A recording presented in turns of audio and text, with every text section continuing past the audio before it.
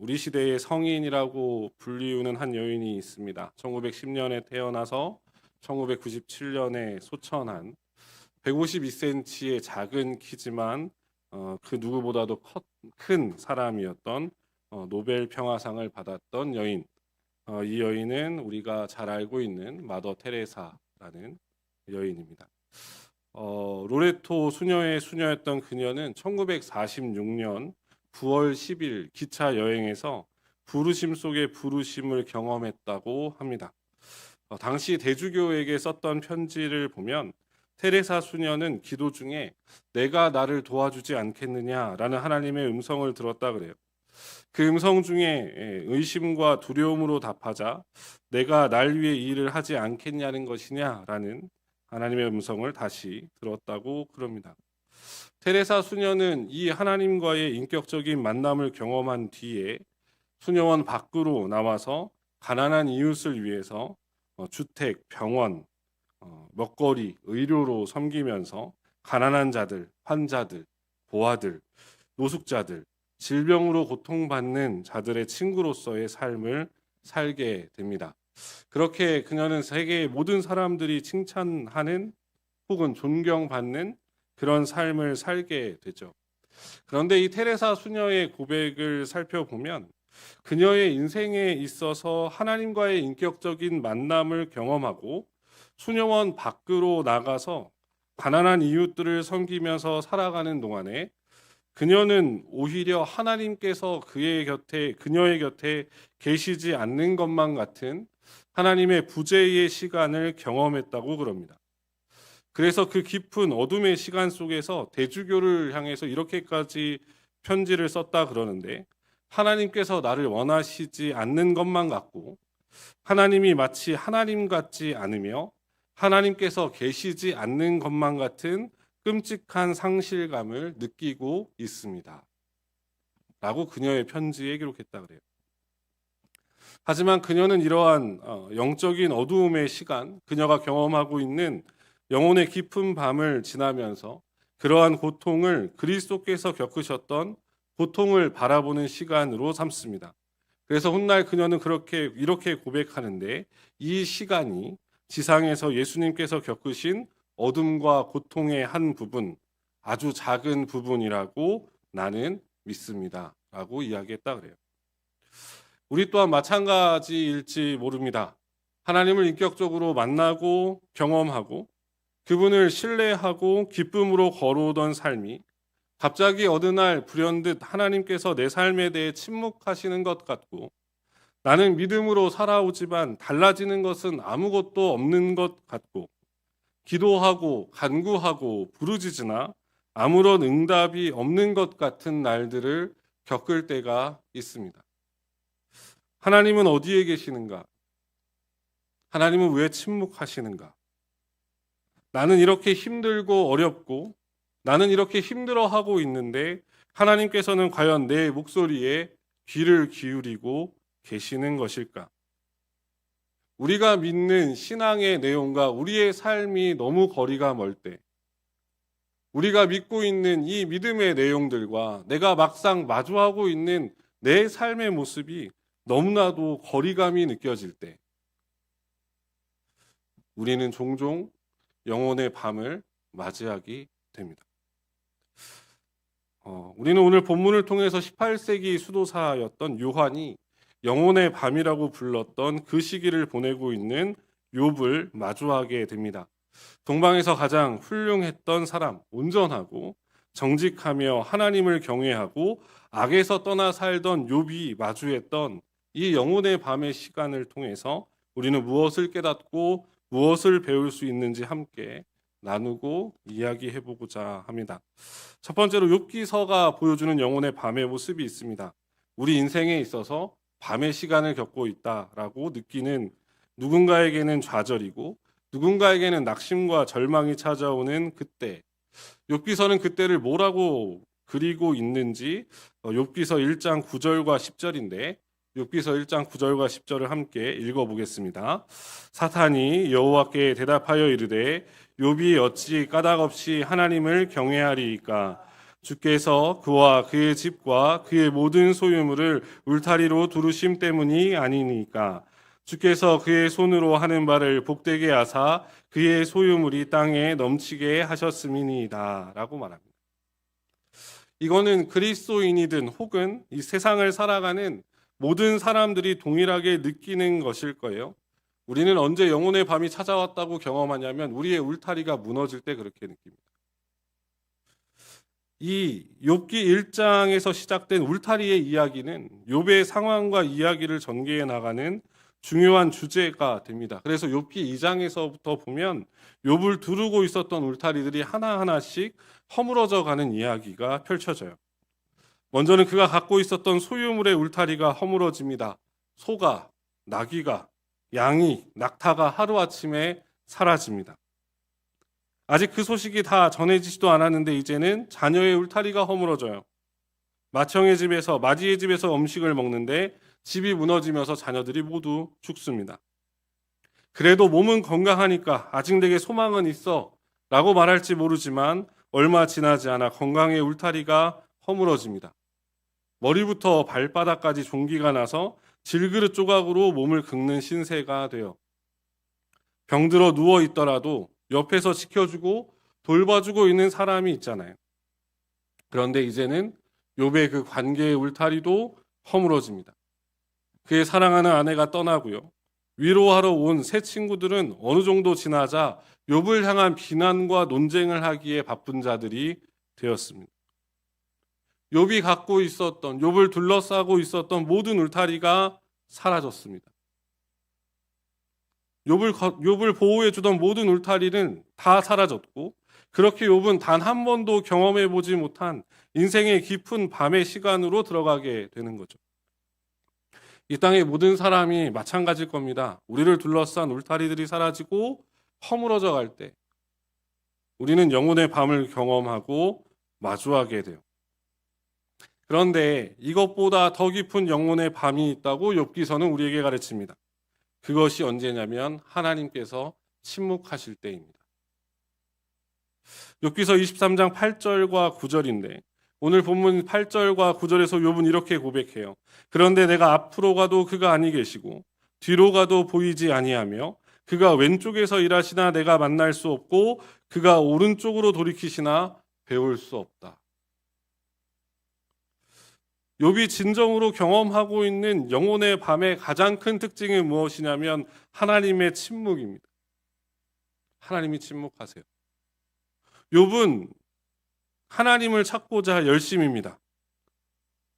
지금 욥이 당하고 있는 고난의 이유와 원인에 대해서 그리고 지금 겪고 있는 이 고난의 이유에 대해서 자신의 억울함을 풀어줄 분은 오직 하나님밖에 없는데 욥이 아무리 하나님을 찾고 찾아보려고 애써 봐도 하나님이 숨어 계신 것처럼 만날 수 없고 아무리 소리쳐 봐도 하나님께서 침묵하고 계시기 때문에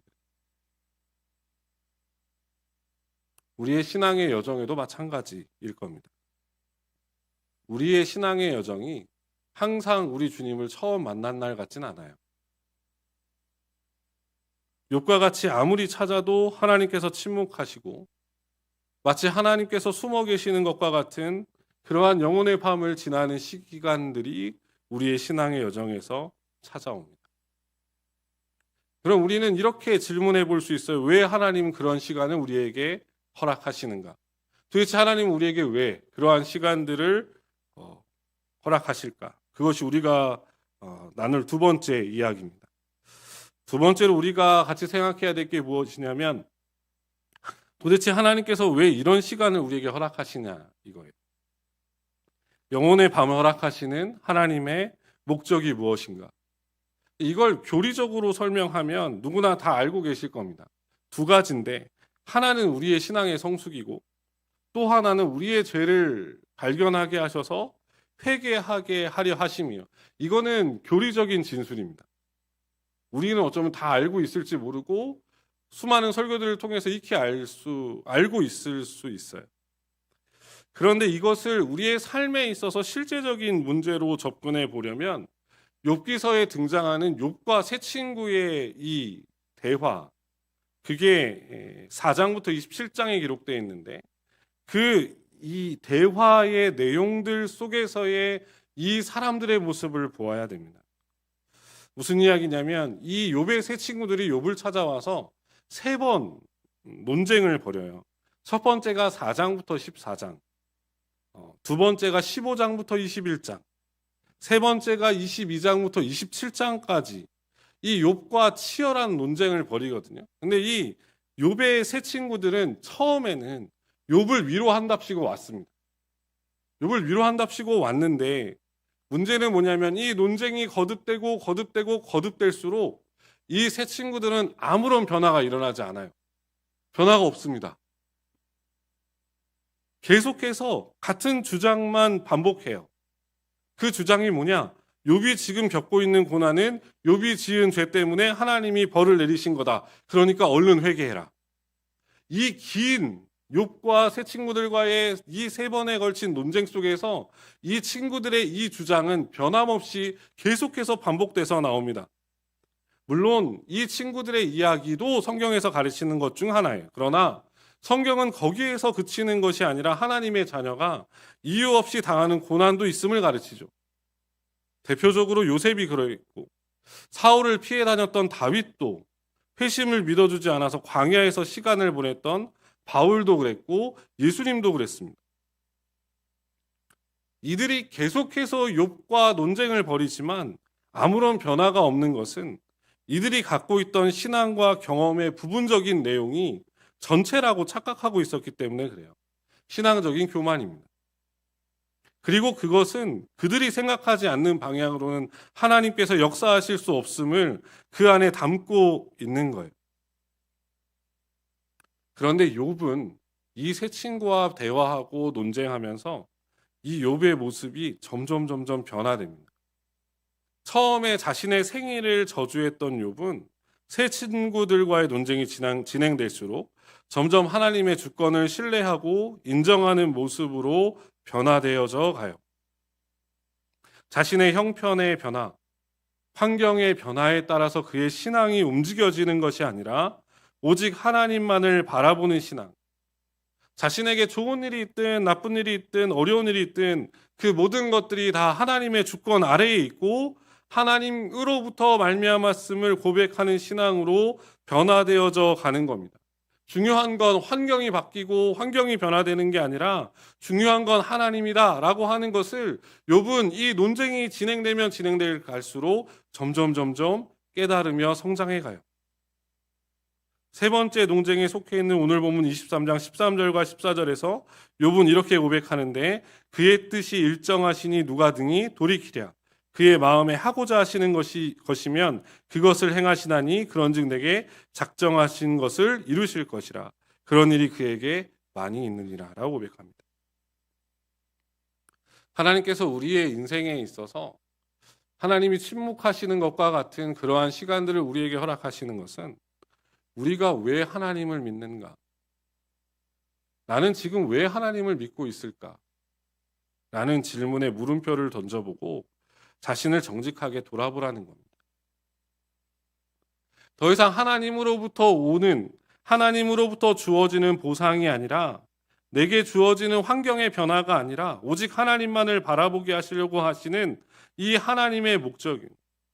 특히 내 인생이 내가 갖고 있는 소유나 내 능력에 좌지우지되는 것이 아니라 선하신 하나님의 손 아래에 있음을 깨닫고 겸손하게 그 하나님만 바라보고 의지하여 살게 하시려는 하나님의 목적이 그 안에 담겨져 있는 겁니다.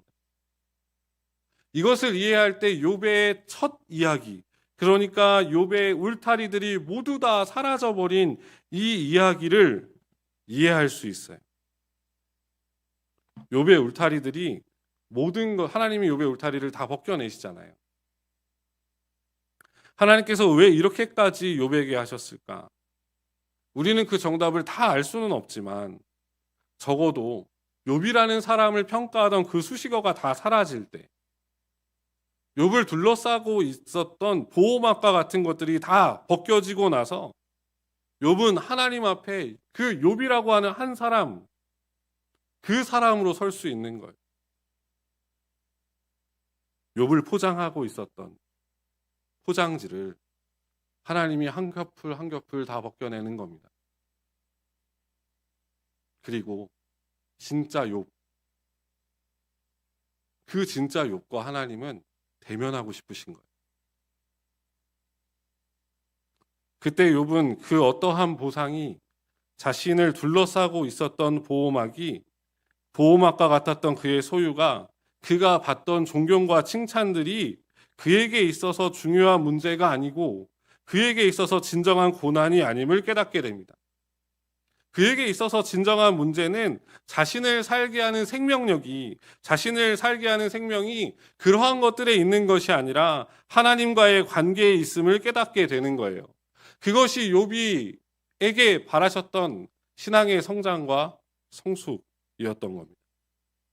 그래서 오늘 본문에서 욥이 계속해서 절규하고 있는 것이 무엇입니까? 3절에 보면 내가 어찌하면 하나님을 발견하고 그의 처소에 나아가랴. 8절과 9절 그런데 내가 앞으로 가도 그가 아니 계시고 뒤로 가도 보이지 아니하며 그가 왼쪽에서 일하시나 내가 만날 수 없고 그가 오른쪽에서 돌이키시나 배울 수 없다. 욥은 결코 자신이 잃어버린 소유나 자녀들에 대해서 토로하지 않아요. 하나님 어떻게 내가 가지고 있는 소유와 자녀들을 한순간에 다 가져가실 수 있습니까? 하나님을 향해 토로하지 않습니다. 그의 병든 몸을 긁어가면서 하나님을 향해서 자신의 병든 몸에 대해 신세를 한탄하거나 한숨 쉬지 않아요. 그가 지금 영혼의 밤 한가운데서 애통하고 있는 것은 무엇입니까? 하나님의 침묵이에요. 하나님 만나고 싶어요. 하나님 뵙고 싶어요. 하나님 다시 그 하나님 앞에서 저를 발견하고 싶어요. 이 하나님과의 관계에 자신의 생명과 모든 것이 달려 있음을 욥은 그 영혼의 긴 시간, 영혼의 밤의 긴 시간들을 지나가면서 깨닫게 되는 겁니다. 사랑하는 성도님들, 우리에게 하나님께서 영혼의 밤을 허락하실 때는 우리 인생에 아무런 계획이나 목적 없이 그 시간들을 허락하시는 게 아닙니다. 도리어 그 시간들은 우리를 향한 하나님의 초대이고 우리의 눈에 보이는 것들의 시선을 빼앗기지 않고 오직 빛 대신 하나님만을 향해 나아오라는 하나님의 초대장이에요. 내가 하나님을 왜 신뢰하는가? 내가 왜 하나님을 의지하는가? 내가 왜 하나님을 믿는가에 대해서 나 자신을 돌아보라는 하나님께서 주시는 하나님과 나의 독대의 시간이기도 합니다.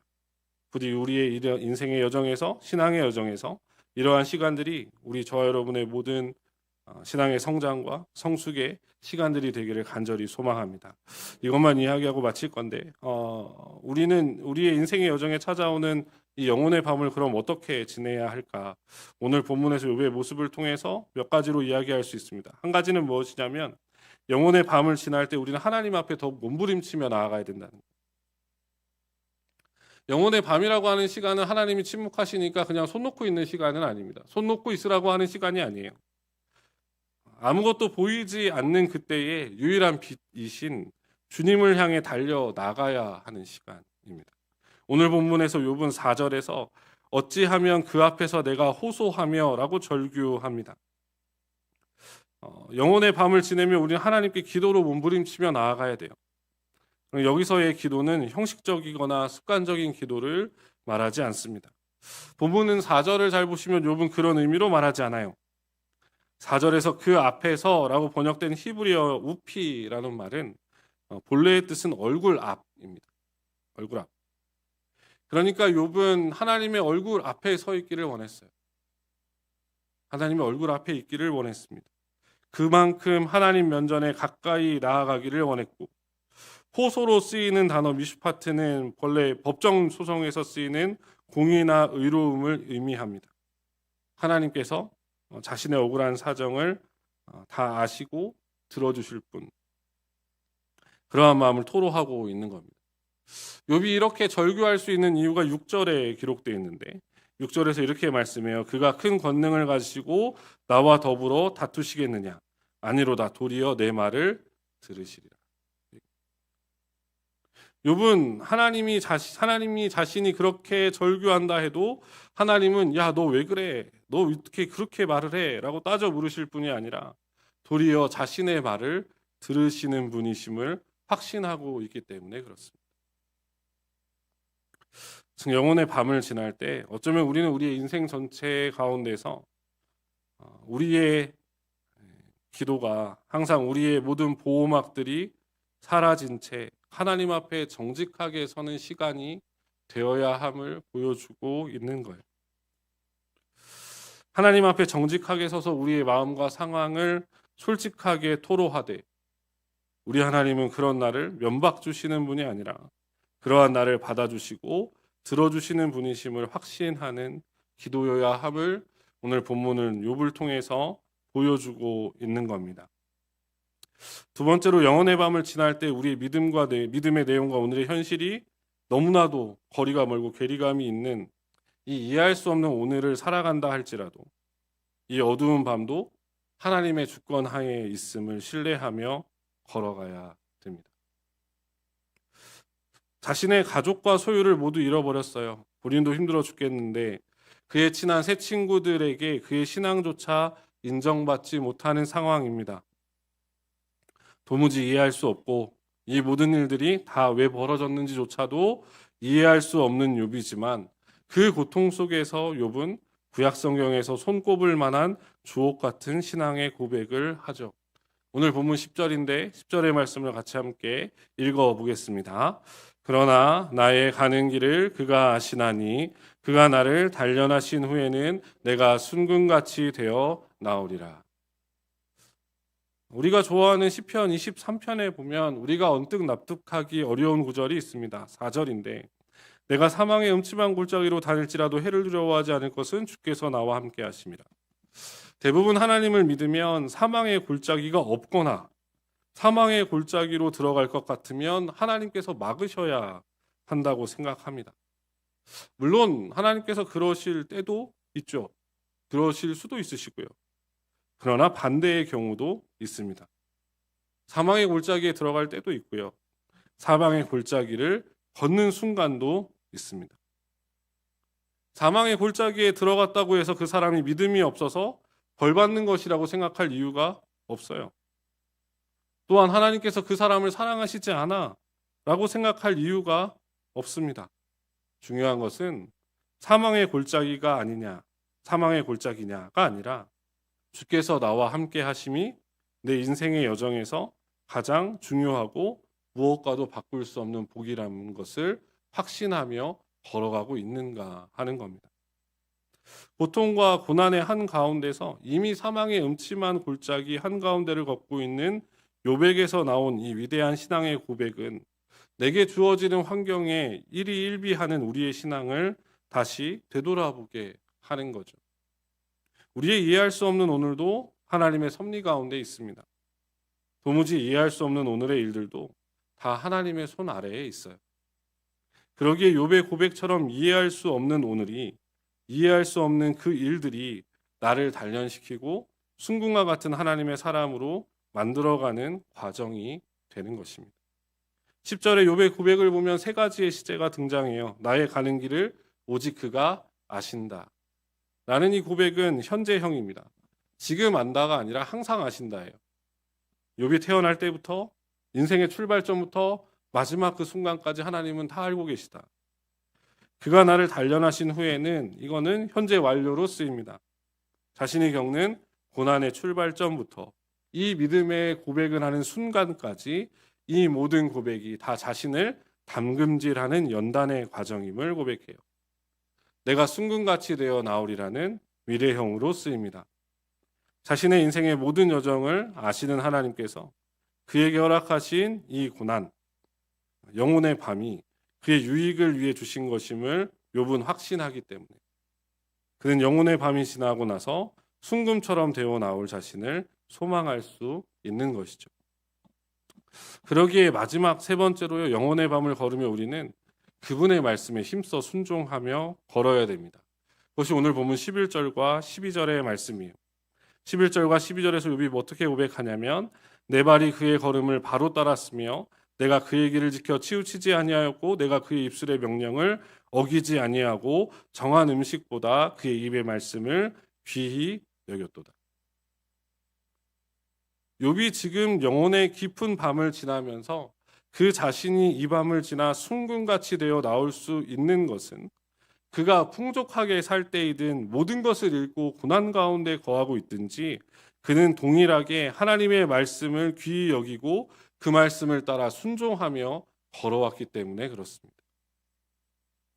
영혼의 밤이 찾아올 때 우리의 믿음의 내용과 우리의 현실이 너무나도 다를 때 도무지 이해할 수 없는 오늘을 살 때 우리는 낙심하기 쉽고 좌절하기 쉽고 그래서 하나님 아닌 다른 것들을 찾아보려고 하고 다른 것들로 해결해 보려고 하는 경우들이 많습니다. 그래서 계속해서 내 힘으로 환경을 바꿔보려고 애를 써요. 돈이 있으면 되겠지, 부동산이 있으면 되겠지, 건강이 있으면 되겠지, 힘이 있으면 되겠지, 명예가 있으면 되겠지, 더 높은 자리로 올라가면 되겠지. 꼭 기억하셔야 할 것은 영혼의 밤을 지날 때 하나님께서 우리에게 뭔가 더 새로운 걸 요구하지 않으신다는 것. 하나님께서 우리에게 뭔가 더 새로운 것을 요구하시거나 더 특별한 걸 요구하시거나 더 위대한 것을 요구하시지 않으세요. 하나님께서 우리에게 요구하시는 건 동일합니다. 여전히 하나님을 신뢰하고 하나님의 말씀에 귀를 기울이며 하나님을 따라 그 말씀에 순종하며 하나님과 함께 걸어가는 것. 그것이 어느 때든지 넉넉할 때이든지 궁핍할 때이든지 기쁠 때이든지 고난의 때이든지 그것이 내 마음에 흡족할 때인지 아니면 내 마음이 낙심 가운데 있을 때이든지 하나님께서 우리에게 바라시고 우리에게 원하시는 건 동일합니다. 그러니 사랑하는 성도님들 영혼의 밤을 지날 때 더욱 하나님을 찾으십시오. 정직하고 솔직하게 하나님 얼굴 앞으로 달려가 내 소리에 귀를 기울이시고 내 토로에 귀를 기울이시는 하나님께 나아가십시오. 두려울 때에는 두렵다고 말하시고 불안할 땐 불안하다 말하시고 걱정과 염려가 있을 땐 믿음이 없을 땐 은혜를 구하십시오. 자신의 귀신 들린 아들을 고쳐달라고 예수님을 찾아왔던 한 아버지처럼 우리의 믿음 없음을 도와달라고 간청하며 솔직하게 나아가십시오. 그리고 이 깊은 영혼의 밤도 시간 되면 지나가는 것이 아니라 언젠간 지나가겠지가 아니라 하나님의 섭리 가운데 있음을 굳게 확신하고 그분의 말씀에 순종하며 그 밤을 보이지 않는 하나님과 함께 걸어보십시오. 얼마 지나지 않아 밝아오는 광명을 맞이할 뿐만 아니라 어느 순간 그보다 더 빛나는 순금처럼 나를 빚어가고 계시는 살아계신 하나님을 만나게 될 것입니다. 말씀을 정리할게요. 사랑하는 성도님들, 제가 귀국했을 때가 2022년 2월이었습니다. 5년 넘게 거주하다가 한국으로 돌아왔어요. 유학생활 동안에 한 번도 한국에 온 적이 없습니다. 또 마음 약해질까 봐 한국 땅을 밟지 않았어요. 우여곡절 많았고 아무튼 원치 않는 귀국길이었고 시드니에서 밤에 비행기를 탔습니다. 그리고 인천공항에 새벽에 내렸어요. 비행기를 타고 11시간 정도 날아오거든요. 빨리 오면 10시간 반, 늦으면 11시간 반 날아오는데 실감이 안 나더라고요. 계속 가나? 나 진짜 한국 가나? 진짜 한국 가나? 제가 그 전날까지도 밤에 엎드려서 벽 보고 몇 시간을 통곡했어요. 하나님, 저 돌아가기 싫어요. 하나님, 저 돌아가기 싫어요. 그때가 코로나가 여전히 유행하던 때라서 귀국할 때 그런 택시나 이런 것도 방역 택시를 타야 됐어요. 그리고 저희가 이제 또 그 유학생활을 정리하고 돌아오는 길이었기 때문에 짐이 너무 많았습니다. 그래서 공항에 이제 큰 밴을 빌려가지고 예약을 해서 인천공항에 딱 내려가지고 게이트를 딱 뚫고 인천공항 게이트로 나와서 택시를 타려고 그 문을 딱 나갔는데 한 치 앞도 안 보이는 거예요. 그날 해무가 정말 해무가 공항을 뒤덮었는데 진짜 한 발자국 앞도 보이지 않았어. 그때 제 마음에 내 앞날이구나. 내 앞날이구나. 이 마치 룻기에 나오는 나오미처럼 모든 것을 가지고 나갔다가 빈털터리로 돌아온 내 고향. 아무것도 보이지 않는 거예요.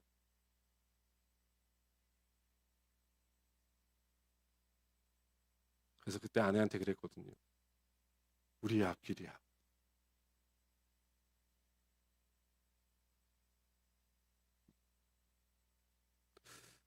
그러나 사랑하는 성도님들, 비록 우리가 한 치 앞을 볼 수 없는 칠흑 같은 한밤중을 홀로 걷고 있다 할지라도, 비록 내일을 보장할 수 있는 그 어떠한 계획도 내게 있지 않다 할지라도, 어떤 것도 계획할 수 없는 빈털터리의 상황이라 할지라도, 그 빈털터리로 돌아온 나오미를 향한 그 위대한 계획을 시작하셨던 그 하나님께서 지금도 동일하게 우리 한 사람 한 사람을 향한 분명한 계획과 뜻을 가지고 계심을 신뢰하셨으면 좋겠습니다. 하나님의 뜻은 우리를 향할 뿐만 아니라 우리의 가정과 우리의 자녀들, 우리의 일터와 우리 숭인교회를, 그리고 이 민족과 온 땅을 향한 하나님의 분명한 계획을 갖고 계십니다.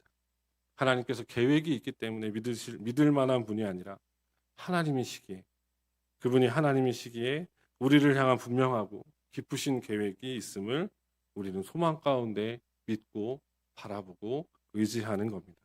그러니 사랑하는 성도님들, 영혼의 밤 한가운데에서 고백하는 욥의 믿음의 고백에 귀를 기울여 보십시오.